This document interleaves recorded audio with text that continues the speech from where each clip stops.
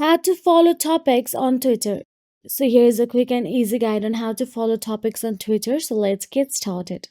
So topics lets you follow conversations about your interest, example sports, music, tech, without having to follow individual accounts. So in order to do that, open the Twitter or X account in your device and make sure that you are logged into your account. Now here, simply tap on the search bar icon available at the bottom tab and navigate to your search section. So once you are inside your search section, you can simply search for the any topic related things. Instead of searching, I'm simply scrolling down for an example and tapping on a content creator in Twitter. So now once you navigate to their profile, it is a sport profile. Tap on the three dot icon at the top right, then tap on the view topics and you can see all the topics available here.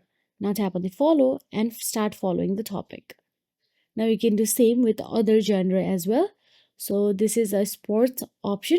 Let's simply search for the entertainment or art related content. So let me just scroll down and look for one and simply go to their profile and again follow the same process and follow the topic. And that is it. If you found this video helpful, please like, share and subscribe, and thank you so much for watching.